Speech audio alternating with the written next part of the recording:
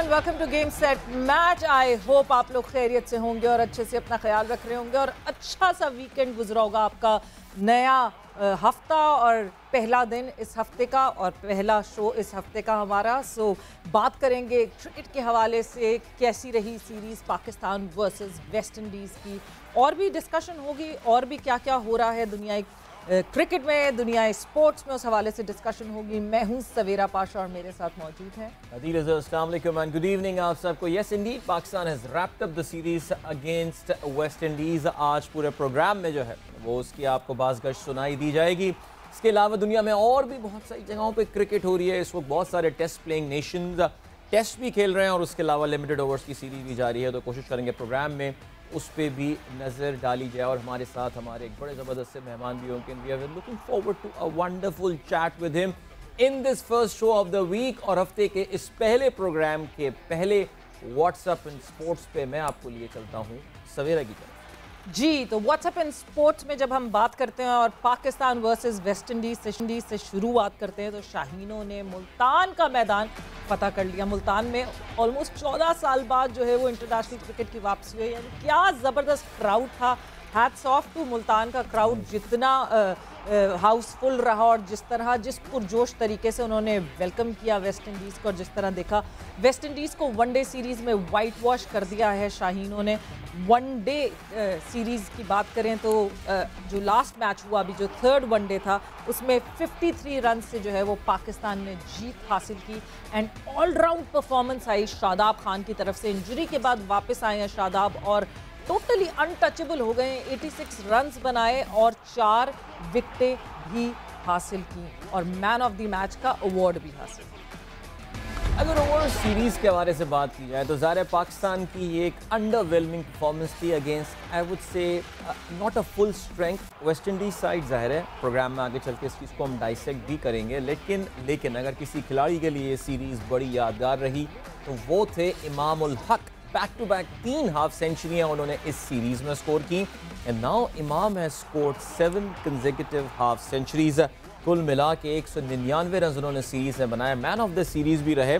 और अब वो जावेद मियांदाद, लेजेंड जावेद मियांदाद, जिन्होंने अपनी वीकेंड पे बाय द वे सालगिरह भी मनाई, उनके वर्ल्ड रिकॉर्ड से 2 50s दूर रह गए हैं। 6 लगातार 50s पे बहुत सारे क्रिकेटर्स थे। एक बड़ा क्लस्टर था जिसमें बाबर भी शामिल थे, ऑफ कोर्स वो भी साथ साथ चल ही रहे थे। ये हम 50 प्लस स्कोर्स की बात कर रहे हैं, लेकिन अब इमाम इन सब को पीछे छोड़कर नंबर 2 पर आ गए हैं, just 2 behind Javed Miandad. And Savera I was thinking कि एक ज़माना था कि इमाम जहाँ जाया करते थे एक सदा आया करती थी। मेरे ख्याल से he made everyone eat their words।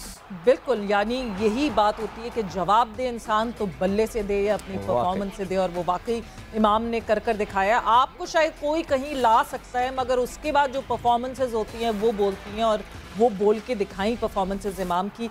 साथ ही साथ जब वेस्ट इंडीज़ को क्लीन स्वीप किया तो क्लीन स्वीप करने का इनाम क्या मिला टीम पाकिस्तान को? इनाम ये मिला कि पाकिस्तान टीम वनडे रैंकिंग में भारत से आगे निकल गई। बाबर 11 एक दर्जा तरक्की के बाद 4थे नंबर पर आ गई हैं एंड भारतीय टीम 5वें नंबर पर चली गई है। टीम रैंकिंग में न्यूजीलैंड पहले नंबर पे, इंग्लैंड दूसरे नंबर पे, ऑस्ट्रेलिया तीसरे नंबर पर मौजूद है और अब 4थे नंबर पे पाकिस्तान। ओके, अगर बात करें पाकिस्तान के अलावा, एज आई सेड, बाकी टीमें भी आजकल एक्शन में। एक बड़ी ज़बरदस्त सीरीज़ चल रही है, India versus south Africa T20 series. और इस सीरीज़ में जब ये टीम का भी ऐलान हुआ था IPL के अख्तामी दिनों में, तो अंदाज़ा हो गया था कि IPL में जो परफॉर्मर्स हैं उनको रिवॉर्ड किया जा रहा है। उनमें से काफ़ी सारे नए नाम जो हैं वो इस सीरीज़ में खेलते हुए नज़र आ रहे हैं। इंडिया के जो बड़े नाम थे, चाहे वो कोहली हो, शर्मा हो, जसप्रीत बुमराह हो, ये आपको टीम में नज़र नहीं आ रहे थे।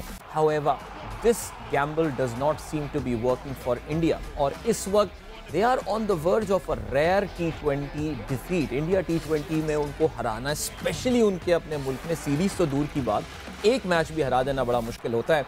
लेकिन इंडिया ने यहाँ पे ऋषभ पंत की क़यादत में टीम खिलाई और साउथ अफ्रीका ने कल उनको दूसरे मैच में लगातार दूसरी बार शिकस्त की। 2019 के बाद ऐसा पहली बार हुआ है कि इंडिया के नॉट इन अ टूर्नामेंट, लेकिन अगर अपने मुल्क में खेल रहा हो और लगातार 2 मैचेस में उनको शिकस्त का सामना करना पड़ा हो।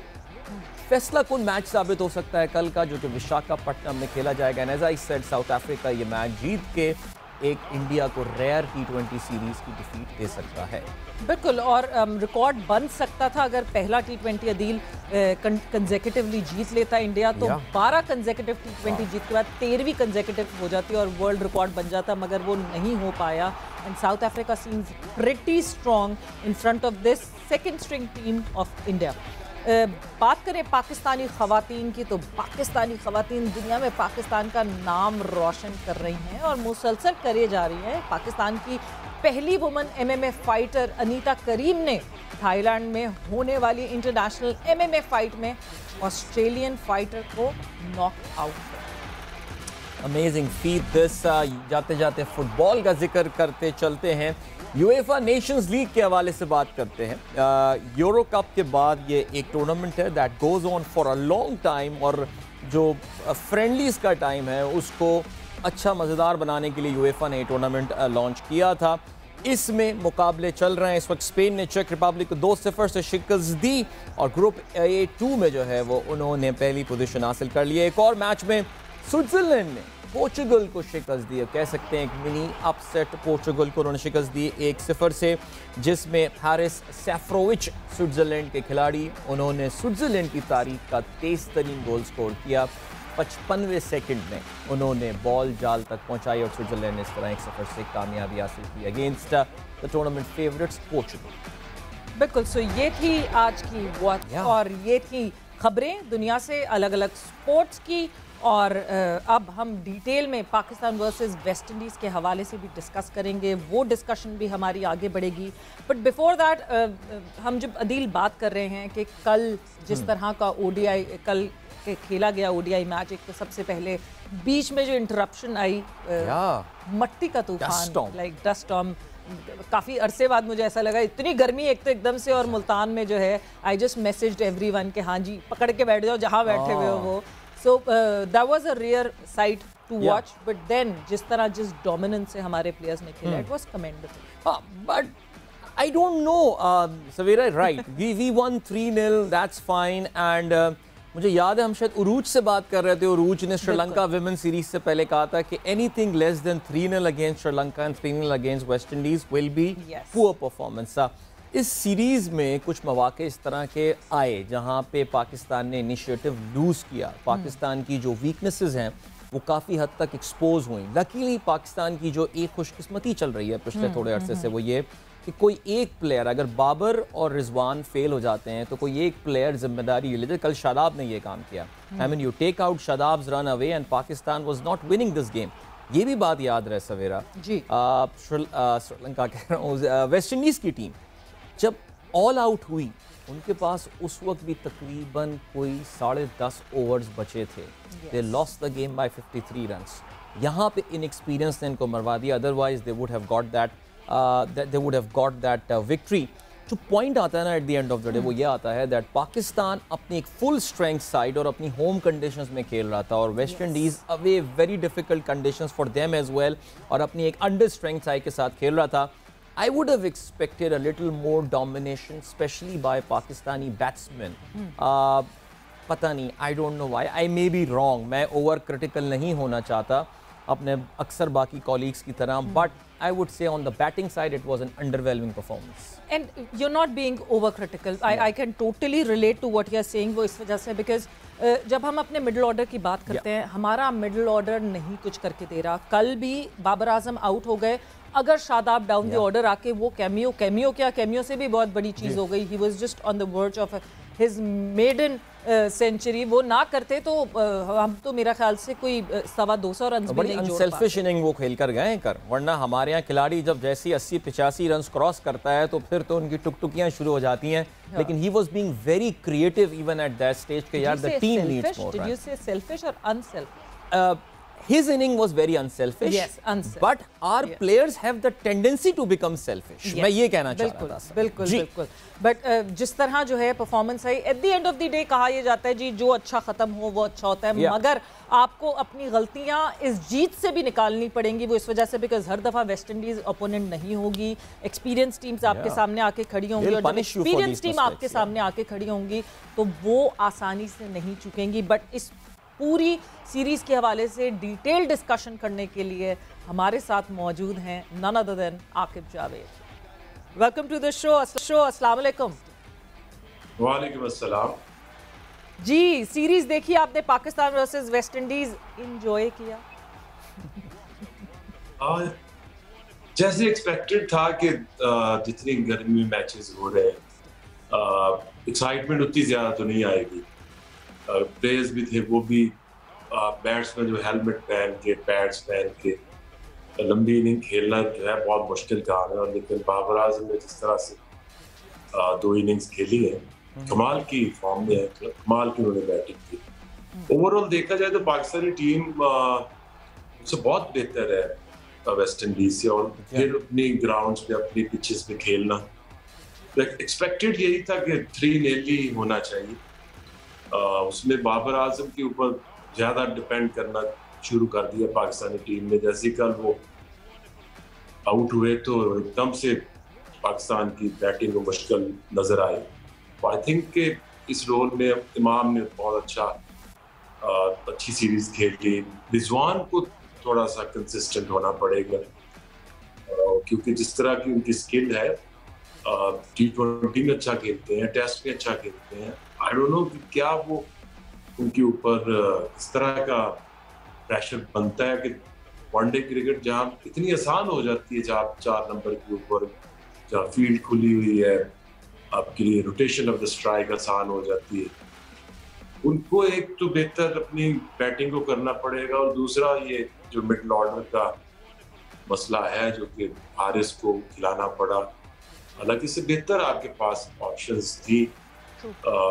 कामरान गुलाम एक प्लेयर है, और भी हैं पिछले 2-3 साल से कंसिस्टेंट परफॉर्मेंस दे रहे हैं, और वहाँ आपको एक ऐसा प्लेयर चाहिए जो इनिंग को लेके चले, ऐसी क्रिकेट भी वो खेले, क्योंकि 50 ओवर्स अब बहुत लंबे लगते हैं T20 के बाद। जिसकी रोटेशन ऑफ द स्ट्राइक अच्छी हो और टेम्परामेंट अच्छा हो, कि अगर 25 ओवर या 30 ओवर भी बाकी हैं तो उनको भी वो इस तरह टैकल करे कि इस तरह की सिचुएशन उस तरीके की बैटिंग कर पाए। राइट। तो आकिब, आपने तो ज़ाहिर सीरीज से पहले बड़ा, आपने तो कहते ना डरा दिया था, बड़ा सख्त बयान आपने दिया था कि जैसे मौत के कुएं में जो है ना ये सीरीज़ करवाई जा रही है। लेकिन अल्लाह का शुक्र है, देखिए वो कहते हैं ना, जैसे सवेरा अभी कह रही थी, all is well that ends well. West Indies वाले आए भी, सीरीज़ खेले, चले गए, शुक्रिया के मैसेजेस भी कर दिए, अल्हम्दुलिल्लाह। हम भी बड़ा शुक्र करते हैं। मेरे ख्याल से टीम के आने से ज़्यादा हमें अब टीम के जाने की ज़्यादा खुशी होती है कि जी अल्हम्दुलिल्लाह सब कुछ खैर खैरियत से जो है वो चले गए। लेकिन ये मेरे ख्याल से आदत नहीं बनानी चाहिए। ये कंडीशंस, आप तो क्रिकेट खेले हैं, ज़ाहिर है हम नहीं खेलते जून जुलाई में। हाँ, हम लड़के वड़के तो शाम में निकल के क्रिकेट खेल लिया करते थे, बिकॉज उस वक्त तो कोई गर्मी क्या सर्दी। लेकिन इंटरनेशनल क्रिकेट ऐसे माहौल में कराना वाकई रिस्की था। अल्हम्दुलिल्लाह फिर भी निमट गया मामला। देखिए उसमें था तो ये स्केड्यूल पिंडी में, लेकिन उससे भी बेहतर सोचा जा सकता था। मुजफ्फराबाद का स्टेडियम अब काफी अच्छी हालत में है, तो अगर आपने इस तरह के मैचेस कर रहे हो, पाकिस्तान को इसकी जरूरत है, करना इनको चाहिए। ये नॉर्थ में अपनी 2-3 जगह और स्टैब्लिश करे, और इनको बहुत फायदा हो सकता है इस चीज का। एक तो देखिए आपका टूरिज्म बढ़ेगा, राइट, और आप नई जो टूरिज्म के लिए नई जगह दरियाफ्त कर सकते हैं। हम देखते हैं जब भी गर्मी आती, सारे लोग मरी में चढ़ जाते हैं, कहीं सारी गिराई न दे। तो इसलिए हमें अगर ये स्टेडियम स्पॉट करते हैं, जैसे मुजफ्फराबाद है, वहाँ पे अगर ये प्लान करते हैं तो वहाँ बहुत अच्छे मौसम में वेस्ट इंडीज की सीरीज हो सकती थी। इसी तरह से उधर स्वात में या एबटाबाद इज वन लोकेशन, गर्मियां बड़ी प्लेजेंट होती हैं। गिलगित बल्तिस्तान की तरफ, उस तरफ टूरिज्म को भी लेके जाएं क्रिकेट के साथ, और गर्मियों में देखिए सिर्फ इंग्लैंड में ज्यादातर क्रिकेट होती है और आपकी जो बाकी सारी कंट्रीज है वो ऑलमोस्ट फ्री होती है, तो आपको एक एक्स्ट्रा 3-4 महीने की एक लेंथ मिल जाएगी जहां आप मजीद सीरीज करा सकते हैं। सही। बिल्कुल। सो वेन्यूज वाकई बनाने चाहिए और बहुत शिद्दत से ज़रूरत है, जो बने हुए हैं उनको भी बेहतर करना चाहिए और मेंटेन करके उनको और अच्छी हालत में लेकर आना चाहिए ज़रूर। बट अगर मैं अब आके प्लेयर टू प्लेयर आपसे बात करूं, सबसे पहले शुरुआत करेंगे हम जाहिर सी बात है ओपनर से, तो Fakhar Zaman has been very off colour recently, और ओडीआई में अगर मैं ओपनर्स की बात करूं तो ऑप्शंस हैं। आपको लगता है कि नाउ इज़ द टाइम कि हम ऑप्शंस ट्राई करें और फ़खर को फिर स्क्वायर बोर्ड पे भेजें कि हाँ जी अपनी जो फ्लॉज हैं उनको सही करें, बिकॉज एक रेगुलर पैटर्न में फ़खर रेगुलरिटी में आउट हो रहे हैं? हाँ देखिए, बैट पैच बीच में आके आ जाता है, लेकिन जो फ़खर की जो ओडीआई बैटिंग है वो T20 से बेहतर उनकी परफॉर्मेंसेज हैं। लेकिन इस तरह से जो ऑप्शंस आना, शान मसूद मुझे ज़ाते खुद ही मेरा फेवरेट बैट्समैन है, क्योंकि जिस तरह से टेक्निकली साउंड है और लंबे रन्स भी करते हैं और पिछले 3-4 साल में कंसिस्टेंट परफॉर्मेंस भी दे रहे हैं। लेकिन क्योंकि जो ओपनर्स की जो परफॉर्मेंसेज है वो ज्यादा हाईलाइट होती है, अब डोमेस्टिक में भी देखें तो वनडे क्रिकेट हो या T20 हो, इसमें जो टॉप 3 हैं उनके पास सबसे ज्यादा मौका होता है रन्स करने का, और उनको लंबे रन्स भी करने का उन्हीं के पास ज्यादा ओवर्स मिलते हैं। तो इसलिए ज्यादा तो ढूंढने की जरूरत है आपको, जो मिडिल ऑर्डर की प्रॉब्लम है। लेकिन शान जैसा प्लेयर जो है, अगर यू नेवर नो, अगर ऐसे प्लेयर को अगर आप 4 नंबर पे भी ट्राई करते हैं, अगर आपको नीचे से मिडिल ऑर्डर को अच्छी लॉट नहीं नजर आ रही तो उनको वहां भी ट्राई करके आप देख सकते हैं। यू नेवर नो कि वहां भी वो एक अच्छी क्रिकेट आपको खेल के दे सके। नहीं, बट आकिब ये चीज़ तो हम सोच रहे हैं ना, बहुत स्ट्रेट फॉरवर्डली बाबर आजम ने इस बात को मना कर दिया, he has denied it totally कि मैं ज्यादती नहीं करूंगा शान के साथ, शान ओपनर है तो एज ओपनर ही खेलेगा। देखिए उसमें जो प्लेयर्स हैं वो सीखते हैं। एक अच्छा प्लेयर है तो उसको अगर आप 3 नंबर या 4 नंबर ट्राई करने में कोई हर्ज नहीं होता। सही बात। बाबर को खुद 4 पे आ जाए, उनको 3 पे ले आए तो आपकी टीम सॉलिड बनती है। अगर आप 3 पे शान को ले आए, 4 बाबर, 50 ओवर्स बड़ी लंबी गेम होती है, ये T20 नहीं है। इस तरह से मुझे लगता है कि जो एक गैप हमें पिछले अगर आप देखें 5-6 साल से, तो जो मिडिल ऑर्डर में कोई भी आपको प्लेयर ऐसा नहीं मिला कि जो सेटल डाउन हुआ हो हफीज के जाने के बाद या मलिक के जाने के बाद। कोई ऐसा प्लेयर नहीं मिला कि जो कंसिस्टेंटली 2-3 साल खेला हो। काफी लोग ट्राई किए। तो इस तरह से अगर आप अच्छी सीरीज खेलेंगे जब ऑस्ट्रेलिया में या इंग्लैंड में या साउथ अफ्रीका में, तो प्रॉब्लम्स आएंगी, क्योंकि ये एक कभी भी टीम में गैप्स है।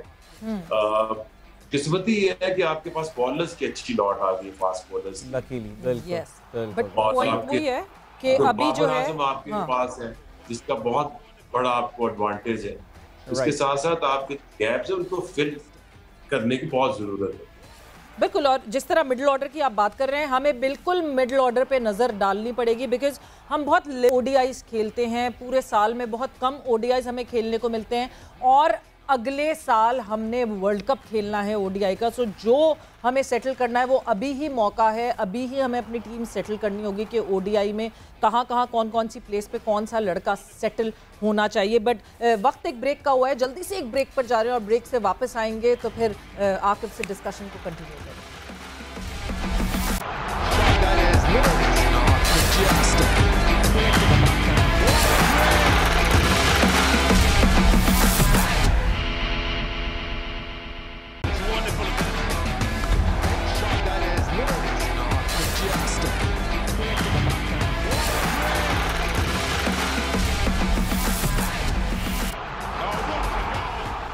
Welcome back. एक बार फिर से आपको खुशामदीद कहते हैं। गेम सेट मैच में अदील और सवेरा आपके साथ हैं एंड हमारे साथ आज मेहमान मौजूद हैं आकिब जावेद साहब, जिनसे पाकिस्तान वेस्ट इंडीज सीरीज़ के हवाले से फ़िलहाल बात हो रही है, लेकिन बहुत जल्दी हम टॉपिक बदलेंगे और मज़ीद चीज़ों के हवाले से बात करेंगे। सो आकिब, ज़रा बात करते हैं इमामुल हक के हवाले से। आपने वैसे मेंशन तो किया था, ज़रा हम अपने जो व्यूअर्स हैं उनको भी ज़रा स्क्रीन पर दिखाते हैं। इमामुल हक की फॉर्म बड़ी बढ़िया चल रही है, बहुत ज़बरदस्त चल रही है इस वक्त। तो लगातार 7 सेंचुरियाँ उन्होंने स्कोर कर दी हैं और आपके एक हम असर क्रिकेटर जावेद मियांदाद से अब सिर्फ 2 सेंचुरियाँ पीछे आकिब वो रह चुके हैं। सो मैं अभी सवेरे से थोड़ी देर पहले ये बात कर रहा था कि इस बेचारे लड़के ने बड़ा मुश्किल टाइम देखा है। आप भी समझ रहे होंगे मैं क्या बात कर रहा हूँ कि ये जहाँ जाता था वो एक ही आवाज़ें जो हैं आना शुरू हो जाया करती थी। मैं अभी रिपीट भी नहीं करना चाह रहा, लेकिन का टैग लगा हुआ था जिसको बल्ले से उड़ा के फेंका उन्होंने, खत्म कर दिया मेरे ख्याल से। आई थिंक वो आर्गुमेंट जो है वो इमामुल हक ने ठिकाने लगा दिया है। क्या कहेंगे आप? जी बिल्कुल, क्योंकि आप देखें तो ये प्रेशर तो जरूर होता है।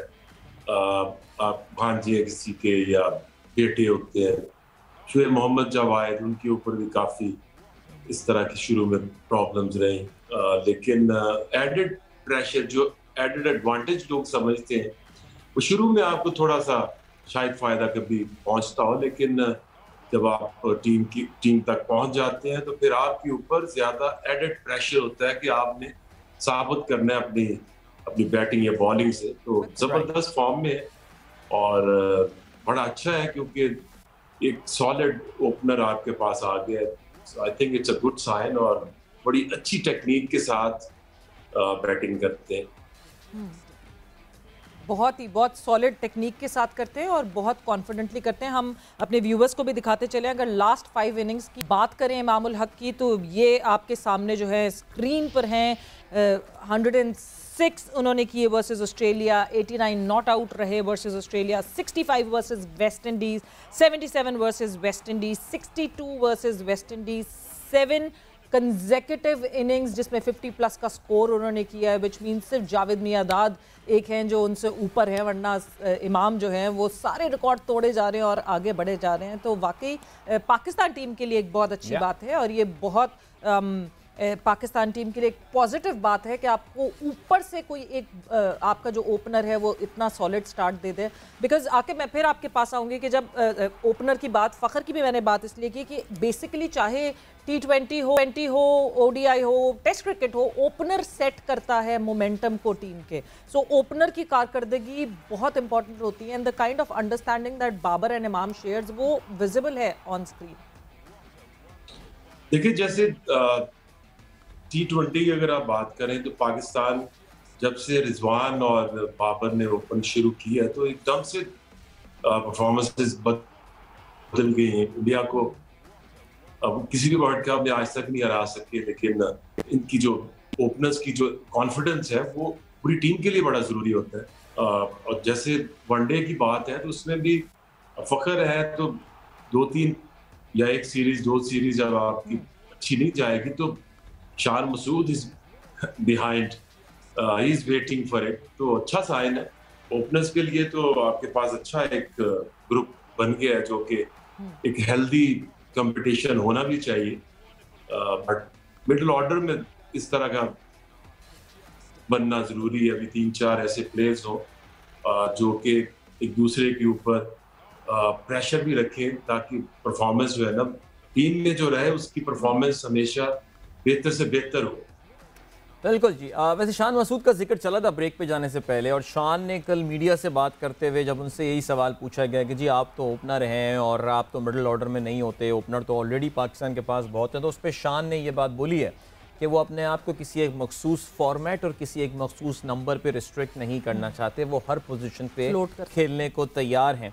अच्छा, यही वो आकिब आर्गूमेंट था जिसकी बुनियाद पर देखें आप Haris even though for argument से कह सकते हैं मुख्तसर सा लिस्ट एक करियर में वो मिडिल ऑर्डर पे खेलते थे, लेकिन जो उनकी शोहरत हुई जिसकी बुनियाद पे वो पाकिस्तान टीम में आए वो बहैसियत ओपनर ही PSL में उन्होंने चंद अच्छी इनिंग्स खेली, उसके बाद उनको जो है वो मिडिल ऑर्डर पे ला के खिला दिया गया। तो वही आर्गूमेंट जो कि शान मसूद पे अप्लाई करके उनको नहीं खिलाया जा रहा था उसी बुनियाद पर जो है वो हारिस को खिलाया गया है। तो ये हारिस के बारे में कहा यही जा रहा है कि जल्दी टीम में ले आए क्या इनको? देखिए जो एक आपका पाथवे होता है वो आप अंडर 19 में खेलते हैं, फिर जो बैट्समैन के लिए स्पेशली उसके लिए फर्स्ट क्लास के सीजन खेलना बहुत जरूरी है। राइट। और कम से कम 3 ऐसे आपके सीजन हो जिसमें आपकी परफॉर्मेंस टॉप 10 में अगर आप हर सीजन में फिनिश करते हैं तो फिर आपको आगे कंसीडर जो है ना वो करना चाहिए। लेकिन अगर आप, मैंने अभी कामरान गुलाम की बात और भी आप देखेंगे तो काफी ऐसे प्लेयर्स हैं कि जिन्होंने 2-2, 3-3 सीजन से, कामरान चूंकि हमारे साथ है तो मुझे उसका तो याद है जी। पिछले 3 जो आपके सीजन है उनमें वो टॉप 2-3 में वो रन्स कर रहा है और मिडिल ऑर्डर में कर रहा है। तो उस तरह का अगर आप बैट्समैन आपके पास है तो फिर आप किसी ओपनर को या नीचे लाने की, क्योंकि हमें तो हारिस का अभी पता चला जब ये PSL में खेले हैं, सिविल अंडर 19 वगैरह में खेलते रहे, बट आई थिंक अगर सही तरीके से सिलेक्टर्स बैठे और जो कंसिस्टेंट परफॉर्मेंस दे रहे हैं उनके ऊपर नजर डालें और अपनी ए टीम जब तक ये परमानेंट नहीं बनाएंगे, क्योंकि अगर आप देखें तो काफी मुल्कों की जो ए टीम्स हैं वो टूर्स अभी कर रही हैं, पिछले महीनों में कर रही थी, तो आपका जो बेंचमार्क है वो तो बिल्कुल फर्स्ट क्लास क्रिकेट होनी चाहिए, लेकिन उसके बाद जो आपकी ग्रूमिंग है असल में वो आपकी ए टीम में जो आप टूर्स करते हैं तो आपको फिर आप देख सकते हैं कि एक प्लेयर क्या सिर्फ पाकिस्तानी पिचेस के बाहर जाके डिफरेंट जो कंट्रीज हैं उनकी कंडीशंस और पिचेस के ऊपर भी वो अच्छा खेल सकता है, तो फिर उसको पाकिस्तानी टीम तक आना चाहिए। बॉलर्स के लिए आप टाइम शॉर्टकट कर लेते हैं क्योंकि उनका एक तो लाइफ स्पैन जो है छोटा होता है और बॉलर्स का जो स्किल है, टैलेंट है, वो बड़ी जल्दी नजर आ जाता है, अगर स्पीड है या किसी स्विंग है, कंट्रोल अच्छा है। तो बैट्समैन के लिए तो देयर इज नो शॉर्टकट, आपको बैटिंग करनी ही पड़ेगी और लंबे अरसे तक आप फर्स्ट क्लास में अगर खेलते हैं तो फिर आपका करियर बहुत लंबा हो सकता है। आकिब, ये बात जो है मैं बहुत रेगुलरिटी में और लोगों से भी पूछती हूँ, मैं आपसे भी पूछूंगी, इसका मतलब ये कि बैटर्स के लिए there should be a prerequisite कि जी आप नेशनल टीम में जब तक नहीं आ सकते जब तक आपने 2 से 3 कंप्लीट डोमेस्टिक सीजन ना खेले हो। बिकॉज अब जो माइंडसेट हो गया, अब जब मैं डोमेस्टिक के लड़कों से बात करती हूँ तो उनका ये कहना है कि बस PSL में किसी तरह एंट्री हो जाए, बिकॉज उनको ये लगता है कि अगर हम PSL में आ जाएंगे तो हम सीधा टीम पाकिस्तान में पिक हो जाएंगे, और ये एक बहुत गलत परसेप्शन है और ये एक बहुत गलत प्रेसिडेंट है जो सेट होता जा रहा है। बिल्कुल, क्योंकि हमारा जो डोमेस्टिक सीजन होता है, क्योंकि अभी 6 टीमें भी की ताकि क्वालिटी शायद बेहतर हो जाए, लेकिन उसकी जो परफॉर्मेंस है उसको उस तरह से नहीं देखा जाता कि एक प्लेयर है अगर वो पूरा सीजन इतना मुश्किल 6 महीने होते हैं, 5 महीने में आपका सीजन खत्म होता है, मेहनत लगती है, टाइम जाया होता है, अगर आप 3 सीजन में स्कोर करके भी अगर आपको नहीं खिलाएंगे तो फिर वो प्लेयर कहाँ जाएगा? क्योंकि अभी तक तो पिछले 5-6 सालों में तो यही देख रहे हैं कि PSL आता है, उसमें एक प्लेयर जो है वो हाईलाइट होता है, उसको जाके पाकिस्तानी टीम तक ले जाते हैं और वहां से टेस्ट तक भी ले जाते हैं, वनडे तो दूर की बात। सो आई थिंक ये जो प्लेयर्स डोमेस्टिक खेलते हैं और रेगुलर खेल रहे हैं, परफॉर्मेंस दे रहे हैं, अब उनको खिलाएं, आपको वो रिजल्ट्स देंगे। ये हमने भी कामरान गुलाम को, हालांकि उसे T20 में कोई इतना नहीं लोग उसको रेट करते, लेकिन क्या जबरदस्त उसने क्रिकेट खेली, और अब्दुल्ला शफीक भी, क्योंकि T20 में अभी तक उनका कुछ ज्यादा नाम नहीं है, तो जो आपके डोमेस्टिक के प्लेयर्स हैं परफॉर्मेंस की हुई है, स्पेशली बैटर्स, आप PSL से बॉलर्स चाहे आइडेंटिफाई कर लो या ढूंढ लो, बट आपको बैट्समैन तो मिलेंगे आपकी फर्स्ट क्लास क्रिकेट से, और उसके ऊपर आपको एक प्लेटफॉर्म लाना पड़ेगा, एक टीम का रेगुलर उसके टूवर्स करें तो आपको बैट्समैन मिलेंगे, क्यों नहीं मिलेंगे अगर आप फोकस करें और मेहनत करें। बिल्कुल, टीम पाकिस्तान के लिए पीएसएल पैराशूटर्स कहते हो, पीएसएल पैराशूटर्स जो हैं उनको रोक देना चाहिए एटलीस्ट बैटिंग। जिस तरह आके पास टोटली अग्री के बैटर्स एटलीस्ट जो है ना वो उस पूरी उससे क्रंच से निकल कर आने चाहिए, डोमेस्टिक का सीज़न खेलते हुए आने चाहिए। बट साथ ही साथ क्योंकि एक ब्रेक पर जा रहे हैं, बट ब्रेक पे जाने से पहले मैं आपको साथ ही साथ एक और चीज़ मेंशन करती चलूँ जो हम वापस आके बात करेंगे आकिब से। निकोलस पूरन, हम किंग मेकर हैं, पाकिस्तान की टीम किंग मेकर है, मगर अपनों से ज़्यादा हम दूसरों के किंग्स बनाते हैं। दूसरों की सक्सेस स्टोरीज़ की मैं बात करूं जो हमारे अगेंस्ट खेले हैं, उनकी सक्सेस स्टोरीज़ की बात करूं तो बहुत सारी एग्जांपल्स हैं हमारे पास। ब्रेक पर जा रहे हैं, ब्रेक से वापस आएंगे तो आकिब जावेद से ये भी डिस्कस करेंगे।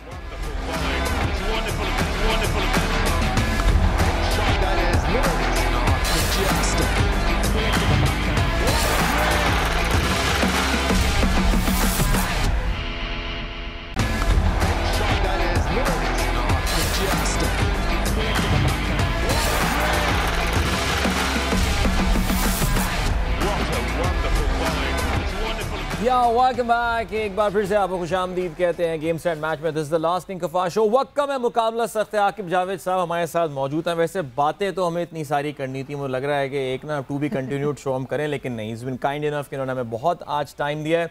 आकिब ज़रा क्रिकेट पे तो बात करनी थी, लेकिन यहाँ पे ज़रा हम फुल स्टॉप लगाते हैं क्रिकेट को। लाहौर कलंदर्स एक इंस्टीट्यूशन की शक्ल इख्तियार कर गया माशाल्लाह। And I really don't, I mean कोई मुकाबला ही नहीं बाकी अगर आप फ्रेंचाइज से कंपेयर करें। जिस तरह आप लोगों ने अपने पूरे साल एक्टिविटीज़ चलती रहती हैं, हमारे जैसे, मेरे और सवेरा जैसे हॉकी के फैंस के लिए अभी रिसेंटली बड़ी एक्साइटिंग ये खबर आई थी कि जी आप लोग you are partnering with Karachi hockey association and all, कुछ हॉकी के भी टैलेंट को उभारने के लिए जिस तरह कामयाबी के साथ आपने क्रिकेट में अपनी फ्रेंचाइज के लिए किया है, उसकी कुछ हमें ज़रा बैकग्राउंड बताएं, उसके मकासद हमें बताएं और क्या इस वक्त सिलसिला चल रहा है उसका। देखिए, जो अगर आप पाकिस्तान की स्पोर्ट्स की बात करें तो एक सिर्फ क्रिकेट बची है, बिल्कुल। बाकी आहिस्ता आहिस्ता सारी जो स्पोर्ट्स है वो ऑलमोस्ट खत्म हो गई। और ये जो ट्रेडिशनल तरीका है जो एसोसिएशंस का, ये तो इतने सालों से हमने देखा कि अब तो ये काम नहीं करेगा। आपको इसके लिए कुछ स्पेशल प्रोग्राम्स करने पड़ेंगे। हमारी सोच यही थी कि शुरू में लाहौर और कराची की टीमें बना के इनको खड़ा किया जाए, इनके मैचेस हों, और जब तक आपकी जहाँ एस्ट्रो ट्रफ बनी हुई है वहाँ पे आपको अंडर 14, 18 इस तरह के ग्रुप्स को ला के सारा साल उनको अपने पास रखें। क्योंकि हमने ये सीखा है और अभी भी हम एक ज़बरदस्त जो काम हमने इस साल किया है उसमें हम एक 22 लोगों की एक हमने ट्रायल्स लेके प्लेयर्स रखे हैं और उनको एक साल के लिए हमने अपने पास रखना है, जिसमें उनकी हम उनको एजुकेशन भी दे रहे हैं। किस तरह की जो टेक्निकल एजुकेशन है कि प्लेयर की जो स्किल है और एजुकेशन है उसके मुताबिक उनको हम टेप्टा के साथ मिलके उनको एक स्किल भी देंगे और इसके बाद उनकी डाइट, उनकी ट्रेनिंग, उनकी जो क्रिकेट, एक साल जब वो रहेंगे तो एक कंटिन्यूस प्रोसेस है आपका ट्रेनिंग का और सीखने का। और इसी को इम्प्लीमेंट अगर आप करें बाकी स्पोर्ट्स के अंदर, जो कि हम फ्यूचर में ना कि सिर्फ हॉकी और भी जो स्पोर्ट्स है, हमने 12 स्पोर्ट्स की एक लिस्ट बनाई हुई है कि जिसमें पाकिस्तान ने मेडल्स लिए हैं या चांसेस हैं या पाकिस्तान में उसका टैलेंट है। इसके बगैर आप नहीं कुछ भी कर सकते। एसोसिएशंस का जो हाल है वो तो अल्लाह ही हाफिज है, क्योंकि ना तो उनके कोई प्रोग्राम्स होते हैं, अगर करते भी हैं तो अगर कोई 6 हफ्ते का या 4 हफ्ते का आप एक कैंप लगा भी लें तो उसमें कैसे आप किसी प्लेयर को सिखा सकते हैं। क्योंकि एक एथलीट को सबसे जो जरूरी चीज है उसकी डाइट है, उसकी राइट ट्रेनिंग है और उसकी जो स्किल है उसके लिए एक्सपर्टीज चाहिए और उसको टाइम चाहिए। 2-2 साल, 3-3 साल लग जाते हैं प्लेयरों को बनाने। तो हमारी तो यही सोच है कि बाकी स्पोर्ट्स को भी आगे लेके चलें, क्योंकि जिस मुआशरे से स्पोर्ट्स खत्म हो जाए उस मुआशरे के अंदर जो बैलेंस है, इंसानी बैलेंस जो है वो खराब हो जाता है। एंड आकिब, ऑनेस्टली स्पीकिंग, मतलब hats off to Lahore Qalandars, क्योंकि ऑब्वियसली एसोसिएशंस और फेडरेशंस तो हमने देख लिए कि कितना काम उन्होंने किया और कितना नहीं किया। पिछले सालों में जो है, जो हमारी स्पोर्ट्स का हाल हुआ है, hockey, squash, table tennis, you name it, मतलब हम कहीं भी नहीं खड़े हुए इस वक्त। फुटबॉल जो है वो फीफा ने अभी तक बैन नहीं हटाया है, वो आपस में लड़ाइयाँ हो रही हैं। सो मेरा ख्याल से जो एंथुजियास्ट हैं, जो जिनको मोहब्बत है स्पोर्ट्स से, जो चाहते हैं कि हमारे मुल्क में बेहतरी हो, उनके वो यही काम अब कर सकते हैं। एंड लाहौर कलंदर्स का बहुत बहुत शुक्रिया that they are thinking alike. And game set match एक ऐसा प्लेटफॉर्म है जहाँ पे हम रेगुलरिटी आप लोगों के साथ कनेक्टेड रहेंगे, एंड जो भी अपडेट्स होंगी we'd be there, we'd be forwarding everything, because लोगों को पता चलना चाहिए कि एक्चुअली कौन एफर्ट कर रहा है। बट आके बहुत बहुत शुक्रिया आपका for being on this show, and thank you, thanks a lot. Thank you. Game set match का वक्त जो है यहाँ पे खत्म हुआ, but a wonderful discussion by Aqib Javed and wonderful initiative जो लाहौर कलंदर्स जो है वो प्लान कर रहा है विद स्पोर्ट्स। बट अदील और कलंदर के हाथ में है ना, ये हो जाएगा। Yes. ये हो जाएगा, that's the best part of it. Yes, so with this game set match का वक्त खत्म हुआ। सवेरा और अदील को इजाजत दीजिए। टेक केयर, बाय बाय, अल्लाह हाफिज़।